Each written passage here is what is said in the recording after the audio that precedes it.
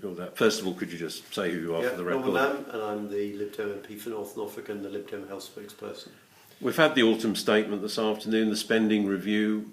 Obviously, it needs time to analyse it properly. What's your initial reaction to it? Good and bad. First of all, I'm very encouraged by the fact that we've got dedicated funding for mental health. The problem with the way the NHS works is that if you don't earmark money for mental health always loses out. It always ends up being trimmed in order to fund some very politically potent access standards in physical health. So having that dedicated fund, I think, is incredibly important. And the campaign that I led with Alistair Campbell and Andrew Mitchell to sort of bring together 200 leaders from across society to make the call for equality for mental health, I think it's been heard.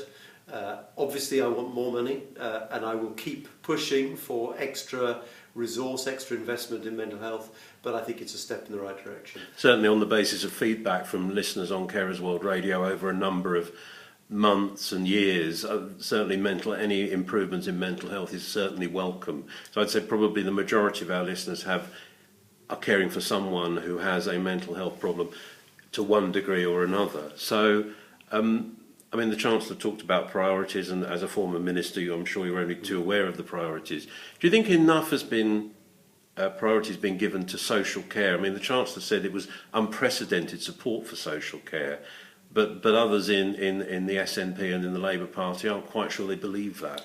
Well, I said good and bad, and the bad is that I'm not sure it is unprecedented support. Social care has lost out in recent years because of the very tough funding settlements for local government. And although there was money sort of earmarked for social care over the last 5 years, some of that has leaked out into supporting other areas of local government spending. So, the Health Foundation last week said that there was a £6 billion gap in social care funding by 2020, and I don't see how that's made up. He talks about an increase in real terms, but because need is growing very rapidly, I don't think the increase in any way keeps pace with the increase in need. So I suspect we're going to have big challenges in social care. It's better than I feared. It gives councils the right to increase council tax, provided they increase the money earmarked for social care. But I still fear that there will be real challenges ahead. In terms of one financial analyst we've spoken to, said there's a lot about children, about education, a lot about getting people back to work and improving work prospects and employability, each of which he was saying is sort of in itself is a good thing. But his impression was that it's all about earning money for your old age to then spend in your old age to keep you, to meet your social care needs. To what extent would you agree with that? Well, I think that, I think it's very important to focus on employment and on training. There is incidentally a cut in further education funding, which I think is potentially really worrying.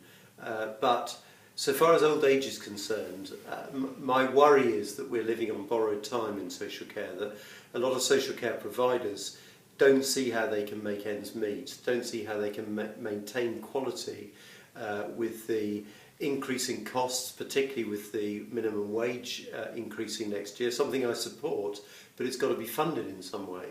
Now, will all councils actually increase their council tax by 2% to provide that extra funding for social care? Will money leak out of social care somewhere else?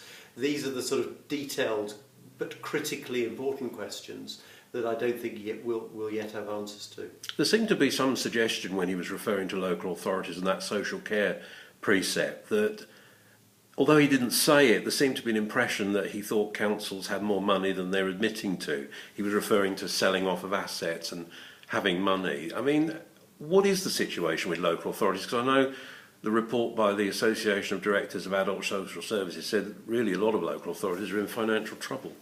Well, lots of them are in significant financial difficulty. George Osborne was making the point that reserves have actually gone up over the last 5 years, And it's probably true that some local authorities are behaving quite cautiously, perhaps because they fear that they need those reserves for when things get even tougher. But if you look at the sort of the settlement for local government with quite dramatic cuts in central funding for local government, this is a pretty challenging settlement for the next 4 years. And I think in part it's going to force us to think about how we can provide services more efficiently at a local level. In my own county of Norfolk, we have 8 councils providing local services. Now, I don't begin to believe that you can justify that. All that bureaucracy, all those chief executives, all earning £100,000 and more, should we not be rationalising that, bringing the administration together so that we spend the available money on frontline services, particularly care for older people and care for disabled people? And just thinking about Norfolk for a moment, one of the points that Barbara Keeley was making to us on behalf of the Labour Party was that you can't just say local authorities because some are in a better position than others. Norfolk as a county tends to have in some quarters a view that there are probably more elderly people. People tend to retire to Norfolk. So does that put an extra local pressure on these types of proposals that local authorities should really deal with it? Well, I mean, North Norfolk has one of the oldest age profiles in the country. I mean, and it's in a rural area as well. So you have the combined problem of expensive services because of the rurality, but also very high cost services because of the elderly population. And I think there will be massive challenges for counties like Norfolk. That's why I think local government needs to sort of respond to this, to say, you know, we might not like it, but how can we run ourselves more efficiently by coming together, unitary authorities in many areas, to make the maximum use of the resources that are available. As a Lib Dem, I think that's critically important. But I'm also, incidentally, very critical of the Conservatives for abandoning the cap on care costs. I fought, along with Nick Clegg, to secure the cap on care costs in the coalition. Nick Clegg secured it. We legislated for it through the Care Act. Now, within weeks of the general election, the Tories abandoned this, and that removes potentially vital protection for people who face catastrophic care costs. And we're still stuck with a very dysfunctional, outdated system that is regarded by many as deeply unfair. So are you in effect saying that that the electorate, by deciding to have the Conservatives as one overall party, that effectively the brakes have been taken off, the social brakes have been taken off? Yeah, totally. I mean, I feel very proud. Many people may not believe this, but I feel very proud of what the Lib Dems did in government. We both acted as a real constraint on the Conservatives when they were tempted-minded to go in a rightward direction with too harsh an agenda. We stopped them. We stopped them, for example, removing protection in employment, which I think would have been disastrous. But we also, I think, provided a sense of real fairness, and my work on mental health was one example of that. The pupil premium, where we target resources at children from the poorest backgrounds, is another really important example. But that's gone now. That input into government has gone. And I think people will see in the course of this Parliament what the Conservatives are like unconstrained by the Lib Dems. And I think they won't like it very much in many respects. And just finally, in overall terms, do you feel that at this moment, and knowing what you know, and with time perhaps more to take in the detail of the autumn statement and the comprehensive spending review, do you feel carers should feel optimistic, pessimistic, or maybe a bit confused? I think confused, probably, as many of us do in the immediate aftermath of this statement, because we're still unpicking the details. I think we have a very good act, the Care Act, which I personally took through Parliament. I think that's a great foundation, and it gives new rights to carers. But critically, those rights aren't any good unless they're funded properly.